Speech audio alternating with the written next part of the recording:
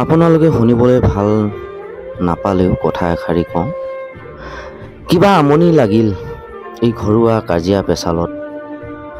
মই বুজিবকে নোৱাৰিছোঁ কোন দুখী কোন নিদুখী।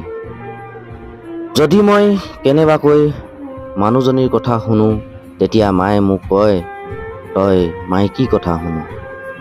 আকৌ যদি কেনেবাকৈ মাৰ কথা শুনো, তেতিয়াই মানুহজনীয়ে কয়, তুমি মাৰ কথা শুনা। কিন্তু দুয়োজনীয়ে নাজানে নেকি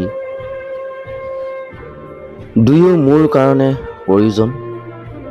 এজন হ'ল মোৰ জন্ম দিয়া মাতৃ, এজন হ'ল মোৰ জীৱনৰ লগৰী। কেতিয়াবা মই ভাবিবলৈ বাধ্য হওঁ, নিজৰ পুত্ৰই যদি ভুল কৰে, যি কি নহওক মাকে ক্ষমা কৰি দিয়ে। যদি কেনেবাকৈ বোৱাৰীয়ে ভুল কৰে, তেতিয়া সেই শাহুৱেকে কিয় ক্ষমা কৰিব নোৱাৰে? সিহঁতৰ মাজত হাই কাজিয়া সৃষ্টি হয়। তেতিয়াই অন্তৰত বহুত দুখ লাগে। নাই সিফালে মাত মাতিব পাৰিম, নাই এইফালে মাত মাতিব পাৰিম, কোনোফালেই নোৱাৰোঁ। কি কৰিম? উপায় নাই। মই জনাত এটাই উপায় আছে।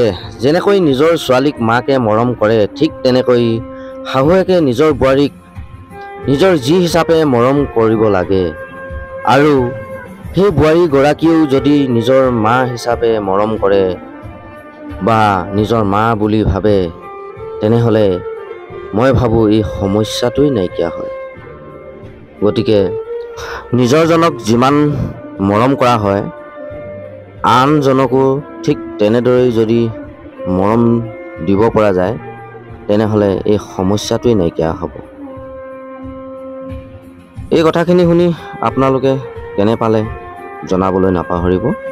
আপোনালোকক পুনৰ অন্য এটি ভিডিঅ'ত লগ পোৱা প্ৰতিশ্ৰুতিৰে আজিলৈ সামৰিছোঁ। Tata, bye bye.